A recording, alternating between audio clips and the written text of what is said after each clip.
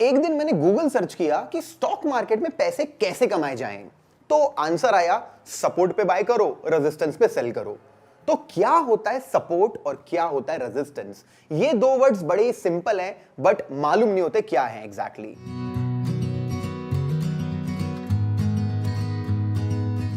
Hello everyone, my name is Anish Singh Thakur and welcome back to a new episode of Learn with Upstocks educational series. आज इस video में हम लोग बहुत ही simple से और कॉमन यूज वर्ड्स हैं सपोर्ट एंड रेजिस्टेंस, उनके बारे में डिस्कशन करेंगे। तो अगर मैं कॉमन डेली लाइफ से एग्जांपल निकालूं तो ये जो चेयर है मेरी, ये मेरे लिए सपोर्ट की तरह बिहेव कर रही है क्योंकि मैं इस पे बैठा हूं। अगर मैं यहां पे खड़ा हो जाऊं और ऊपर जंप करूं तो मैं कितना जंप कर सकता हूं? ज्यादा से ज्यादा।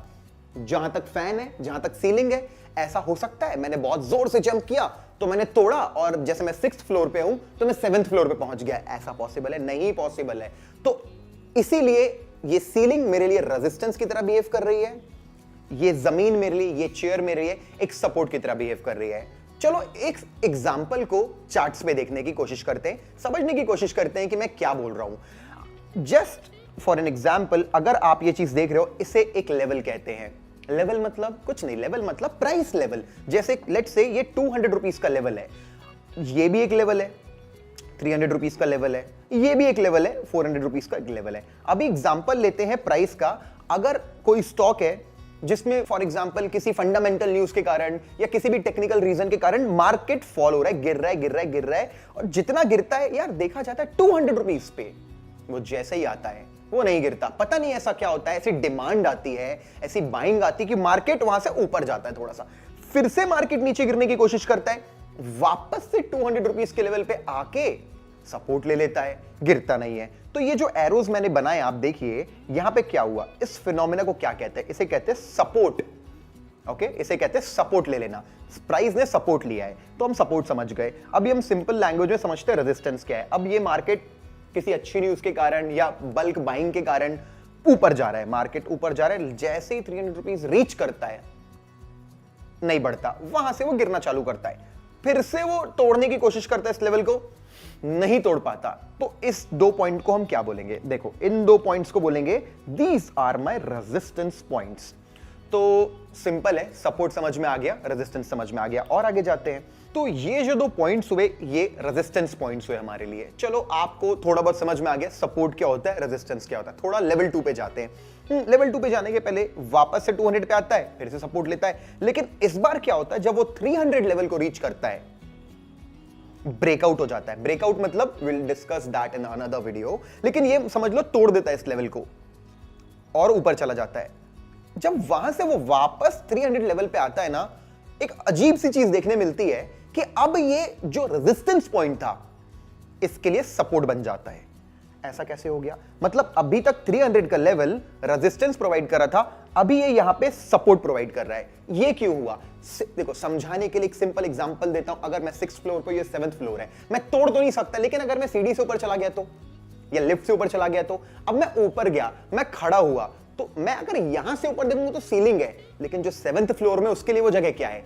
सपोर्ट है। एकदम सिंपल कॉमन सेंस है। जब एक क्रूशियल लेवल टूटता है, वापस से रीच करता है, ये कन्वर्ट हो जाता है सपोर्ट में। तो आई होप आपको ये समझ में आया कि जब एक रेजिस्टेंस टेकन आउट होता है, सपोर्ट बन जाता है। वैसे ही अब ये रीच करता है ऊपर और इस लेवल को ब्रेकआउट करके जब वो यहां आता है, सेम फिनोमेना, कुछ नया नहीं है, लेकिन जब ये इस वापस आके इस सपोर्ट को ब्रेक करता है नीचे, और जब ये वापस ऊपर रीटेस्ट करेगा तो ये पॉइंट हमारे लिए रेजिस्टेंस बन जाएगा। तो बहुत ही सिंपल सा कंसेप्ट था गाइस, कि अगर कभी भी एक प्राइस नीचे से अप्रोच करता है किसी लेवल को तो वो रेजिस्टेंस बनता है, ऊपर से अप्रोच करता है ऐसे तो सपोर्ट बनता है। That's it. This is the most basic definition of support resistance. But एक मिनट, कहीं ये मत सोचना कि ये तो बेसिक्स है, ये क्या कोई बड़ी बात नहीं है। अगर आप और एडवांस टेक्निकल एनालिसिस करोगे, मूविंग एवरेज पढ़ने की कोशिश करोगे, पिवट पॉइंट्स पढ़ोगे, वीवैप पढ़ोगे, फिबोनाची रिट्रेसमेंट एक्सटेंशन पढ़ोगे, उन सबका एक ही जॉब होता है।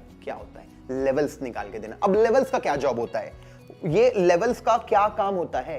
सिर्फ और सिर्फ सपोर्ट रेजिस्टेंस, पूरा का पूरा टेक्निकल एनालिसिस इसी पे बेस्ड है, सपोर्ट और रेजिस्टेंस पॉइंट ढूंढना कि अगर मेरा प्राइस सपोर्ट से सपोर्ट ले लेता है तो मैं बाय करता हूं, अगर रेजिस्टेंस पॉइंट पे वो रेजिस्टेंस ले लेता है, बोलने का मतलब अगर वहां से गिरने लगता है तो मैं स्टॉक अपना सेल कर देता हूं। That's it. Now second point, बहुत लोगों को सपोर्ट रेजिस्टेंस मालूम होता है, लेकिन ये जो दो वर्ड्स लिख रहा हूं आपके सामने, सप्लाई जोन SZ या डिमांड जोन DZ, इनका क्या मतलब होता है यार? कुछ नहीं, सेम मतलब होता है, अलग तरीके से कह रहे हैं। सप्लाई जोन मतलब जहां पे मार्केट जब किसी क्रूशियल पॉइंट पे पहुंचता है, लेट्स एग्जांपल मार्केट यहां पहुंचा और यहां से गिरने लग गया, तो ये क्या है आप लोग बताना? रेजिस्टेंस है। तो रेजिस्टेंस पॉइंट को ही हम सप्लाई जोन कहते हैं। हाँ, एक रेंज होती है, मैं डिस्कस करूंगा, बेसिक समझते पहले। अगर मार्केट यहां से फॉल हो रहा है, क्यों फॉल हो रहा है? कभी भी मार्केट रेजिस्टेंस पॉइंट पे जाके फॉल क्यों होता है? क्योंकि वहां पे क्या बढ़ जाता है? शायद सप्लाई बढ़ जाती होगी ना। हाँ, डिमांड बढ़ती है तो प्राइस बढ़ता है, सप्लाई बढ़ती है तो प्राइस गिरता है। यहां पे जब लोग सेलिंग प्रेशर डालते, लोग सेल करने आते हैं, तो बोलते हैं सप्लाई बढ़ गई तो मार्केट यहां से गिरने लग गया। तो एक सिंपल मैनर में सप्लाई जोन मैंने समझाया आपको। ऑलराइट, तो सप्लाई जोन हमको समझ में आ गया। अब बात करते हैं व्हाट इज डिमांड जोन। देखो, डिमांड जोन का एग्जांपल है, फॉर एन एग्जांपल एक स्टॉक है जिसका प्राइस अभी 2000 है। यार मेरा बड़ा मन है जैसे ही ना ये 1500 का अगर होता है ना, आई विश हो जाए, तो मैं इसे खरीदूंगा। अब देखो, मैं एक कॉमन रिटेल ट्रेडर हूं, मेरे जैसे हजारों लाखों लोग हैं। अगर वो स्टॉक 1500 का हो जाए, कोई अच्छा वैल्यू, अच्छा स्टॉक 1500 का हो जाए, जैसे ये 1500 का लेवल है, तो जैसे स्टॉक 1500 पे आएगा, क्या होगा यहां पे? People will start buying the stock and the stock will move upside. मतलब यहां पे एक सपोर्ट मिला या यहां पे एक डिमांड जोन था, इस जोन पे बाइंग गई, मार्केट ऊपर गया। तो आपको समझ में आता है कि डिमांड जोन वो प्लेस होती है जहां पे सपोर्ट मिलता है, मार्केट में लोग बाय करना चाहते हैं। तो क्या डिफरेंस है सपोर्ट और रेजिस्टेंस या डिमांड जोन सप्लाई जोन में? मैं आपको एक इमेज दिखाता हूं। ये देखो, ये जो आप इमेज देख रहे हैं सप्लाई जोन और डिमांड जोन की, इसमें आप देखोगे सबसे पहले सप्लाई जोन समझने की कोशिश करते हैं। देखो, मार्केट पहले एक अप ट्रेंड में जाता है और वहां से नीचे गिरता है, डिमांड जोन से सपोर्ट लेता है, फिर ऊपर जाता है। बट देखो, इस बार उतना ऊपर नहीं गया जितना लास्ट टाइम ऊपर गया था, वहीं से रेजिस्टेंस लेके नीचे गिरता है। तो इस पूरे रेंज को क्या होता है ना, हम बोलते हैं कि यार 200 रुपए पे रेजिस्टेंस है या सपोर्ट है। जोन में ऐसा नहीं कह सकते, हम बोलेंगे 200 रुपए से लेकर के 220, 200 to 220 rupees is a supply zone. May be stock मेरी 205, 210, 220 तक मैं बोलूंगा सप्लाई जोन है। जब हमें किसी रेंज की बात करते हैं, that is called supply zone.